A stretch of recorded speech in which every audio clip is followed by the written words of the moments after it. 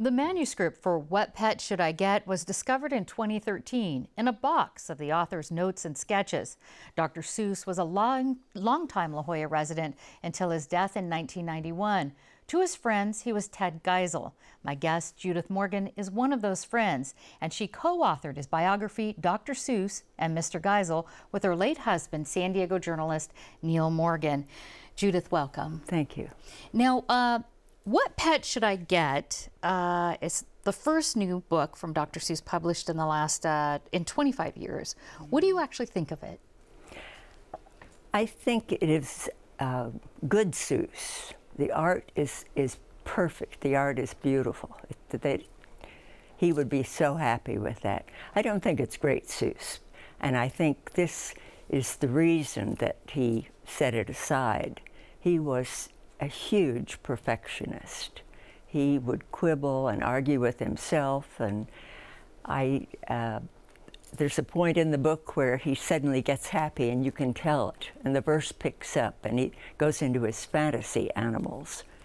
I think it's an important link to see how he worked, because so many characters from this new book made little appearances in earlier books. Indeed, I wanted to ask you about this. Some iterations of some classic Dr. Seuss characters. Where do you think this book fits in as far as the Dr. Seuss library? I think it was probably the working ground for one fish, two fish, red fish, blue fish, because the same little boy and girl are in it. And the difference is that the new book starts out with a cat and a dog and a rabbit and a fish, and then goes into fantasy.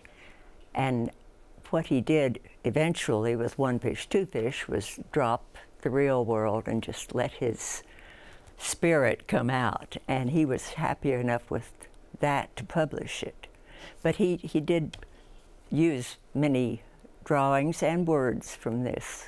Well, as you mentioned, you know, starting maybe that I understand this particular book was found in what Ted Geisel called his bone pile. Right. So what is that bone pile?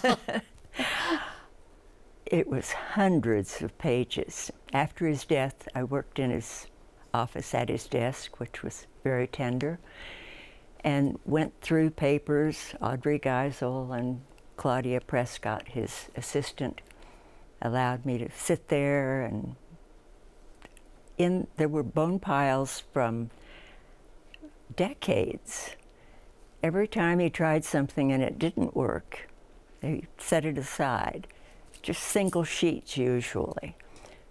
But another example was he would have a poem in there. I mean, like the Waiting Place, which is in Oh, the Places You'll Go. Right. And he just picked it out of the bone pile and it went whole into the book, and it's one of the most powerful sections of Seuss to read alone. Do you think that there's another manuscript or something else that might come out of that bone pile? I do not. It was a discard with a little hope on top. A little hope that.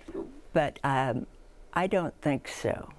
He was so strict about publishing everything he wanted, and he did not talk to Neil and me about a biography until he finished Oh, the Places You'll Go, and he knew it was his valedictory. He knew he was ill, and so I think I'd be hugely surprised.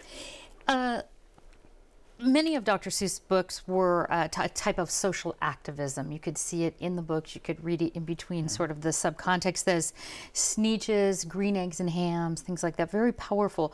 Do you think that social activism is in this book?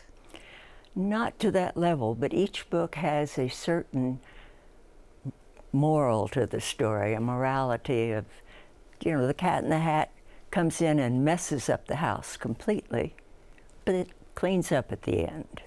And it's settled.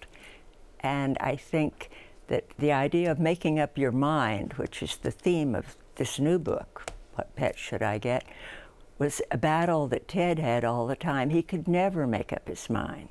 And he would try things. And he had a favorite saying, which was, on the other hand, though. Well, we are so glad he tried this and you were here to talk about it. Judith Morgan, thank you so much. Thank you very much.